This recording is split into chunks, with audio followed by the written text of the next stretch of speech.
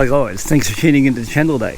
So, you're in the market for an Enfield and you're wondering which one you should buy, whether it be the classic 350 Reborn or whether you're going to buy one of these Hunter 350s. Might be able to help you out in that line because I own both bikes. Now, if you ask me my personal preference, which one? Well, if you just want to do a little bit of out of town riding and go to the odd coffee shop and stuff like that, that sort of thing, I think either bike will suit you pretty well. Which is my favourite out of the two bikes? Well, naturally the classic 350 Reborn appeals to me the most, and if you look at my channel you'll see heaps of clips I've put up on that particular bike. So if you're in the market and you're going to buy one of these Hunter 350s, for example, I'm in Australia, and in Australia the roads are rough, and I'm telling you now, the suspension on this particular Hunter on our rough side roads is really bad. So therefore I've got no choice but to ride on one of these Airhawks just to soften it down, because the suspension really is that bad. So I don't know if anyone else mentioned, it's pretty good when you get on nice smooth roads, but if you get on the bouncy road like our back roads here, that's the sort of crap you'll have to put up with, and it will shake the guts out of you anyway, so keep that in mind if you want that one. The other thing is the mirrors itself. Not much good on these. A fair bit of vibration runs through it, around 80 kilometres an hour, and it's very hard to see who's behind you. Now, I did run this bike once with the touring mirrors on it. They're the upgraded version, and I found it pretty good that way, and you could see it all right. So it's just these flimsy, shitty mirrors they put on it, and they're not much good. So that would be number 2. So number 3 would be, I've also put bar risers, because on this particular Hunter, you've got to lean a little bit forward when you're riding it, and it does, probably in the stock form, it'll put a lot of pressure on your wrists when you're leaning over. And even with these high bar hinge risers, which put it up 1.5 inches or so, I still find when I'm riding it now, there's a bit of pressure in the wrist because of the lean forward thing. The other thing too, it's got really crappy foot pegs. See these foot pegs? They are really bad. Like, it would have been better if they would have put foot pegs on it, a little bit more meat on them, so you could get into it and not get any vibration transferred up through that. The seat itself, when we get this out of the way, bad angle on the seat, because when you're sitting on that seat and the leaning onto the handlebars, you do find that you actually push yourself up against the tank there, and it becomes uncomfortable. You're sort of pushing yourself back, and that puts even more pressure on your wrists when you're there riding away, so especially any distance. So that's a bit of a problem there too. So overall, if you look at those few items there I pointed out to you, keep that in mind if you're buying one of these. That's the sort of thing you're going to have to put up with. And if you go to the classic 350 Reborn, you won't have to put up with any of that, because it's just a nice relaxed ride. Now, on the other hand, if you do go to a Hunter 350, take into account it's going to be the more livelier bike to ride.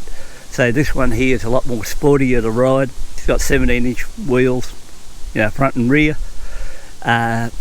It's a lot more peppy when you're riding it around town or out along the road, and it'll cruise along easily at, even at this stage, 90 or 100 kilometres an hour, and I'd say once it's running it'll cruise maybe a tad faster than that.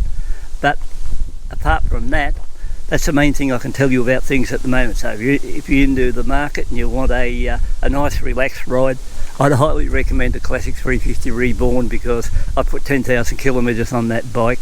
This particular bike here now, I've clocked 500 kilometres on it. If you're getting out along the road and you want to run corners and you've got a good back on you and you're not going to in good smooth roads to ride on, you'll find this is a really quick steerer, really good brakes on it. When I first got it, the brakes weren't crash hot, but believe it or not, with 500 k's on it now, those brakes are sort of, like I said in the beginning, after what, 200 or 300 kilometres I expect them to get in extra bite, and they do get in that extra bite now, and they're really good brakes to use. So apart from that, this one here has also got the gear indicator here when you're on the instrumentation, so at least you know what gear you're in and you don't have to guess in that line. Gearbox, well, gearbox is really good. I will say one thing, the clutch too. The clutch doesn't really bite me almost till the end of the throw. It's a real pain in the ass too, so that's a bit of an issue there with the clutch side of it. But it engages all right, but you just have to stretch your hands out a bit to get to the end of it where it bites. So apart from that, everything else is on is all right. You know, it's a comfortable little run around along the road of 80, 90, 100 kilometres an hour, does everything well. It's got a nice little exhaust note on it, even though it's a shocking looking exhaust. The note it puts out's pretty good. So apart from that, you know, like seems okay on the fueling side at the moment. It's got a nice smooth accelerator and, or should I say throttle. So that side's good too. So there's really nothing much you can really say about it, and it comes down to just personal preference, whether you want it, you know, a classic 350 Reborn or the Hunter 350. So either way, I think if you'll just have to put up with those few things I've pointed out with you, and it doesn't matter what bike you buy, they're all got faults, but I don't think the classic 350 has had as many issues as what this one's got, even though this is a better bike to ride as far as, like I said, performance, peppiness, round town, handling, braking, does everything better than the classic 350 Reborn except looks. So apart from that, you know, that's something that might help you out if you're on the fence and you're thinking about buying one of these bikes and you're not sure which one to go for. Hopefully those ideas I've put to you about what to look for, you know, may swing you towards either one or the other. Now, from those things, don't worry, it won't. There's no big deal there, and you can just go ahead and buy one of these and you'll be quite satisfied with it. But I like to sort of come into them after I've ridden them for a while. And like I said, I own both bikes, so I can get out here and tell the truth about what's going on. I don't have to get out here and tell you stories. In case you think I'm going back to the dealer to get another bike and he says, no, I didn't like the review you put on the last one. The ones that tell the stories on these bikes, I don't know. I find when I get onto them, they're not as good as what they reckon. So not only, you know, whatever they're testing. So, you know, you have to look at a lot of these people who go into the testing side of it, don't own the bikes. They've got to give good reviews and they don't want to tell you what it is. It's not hard to tell you. The mirrors are up to shit. The clutch needs a bit of workout. You're too close to the tank. The bloody shocks on the rear are the worst shocks I've been on one of the bikes I've ever, out of some of the bikes I've been on. And, you know, it's not hard to pick that out on the bike, but none of this sort of comes up when we're doing the reviews on it or when they're talking about them. So, I don't know. It's not hard to do it. It's just that if you're not game enough to do it, you probably don't get back and ride another one. So that'd be the best. But the difference between them and me, I actually buy the bike and then ride it, not go in and snivel and get a bike off you as a loaner and have to come back and talk shit just to make them happy. And so I got a bit of material. I have no issues buying bikes when I have to go out and try them out, so that's one way to look at it. So I hope this is a little bit helpful in that line, but if I was on the fence now and you said, okay, Warro, which one should I go for? You just want to go out and enjoy yourself and ride along at a nice leisurely pace, without a doubt, go for the classic 350 Reborn and you'll be 100% satisfied.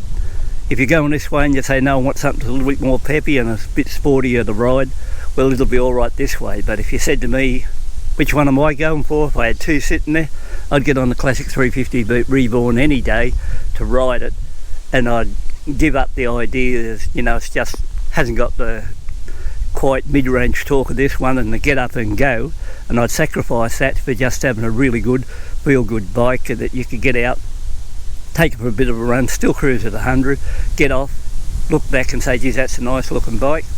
This one's not bad itself either, but you know, the classic just lives up to its name, classic. So apart from that, you might like my review, you might not, but how would I know? I'm going to a Vespa, so things are getting bad there, are they? Hard to say. So as far as that goes, once again, thanks for tuning in, taking a look. Hope you found this interesting. I'm going to head home now. I've got about a 60 kilometre run, and I'll catch up with you on the next clip.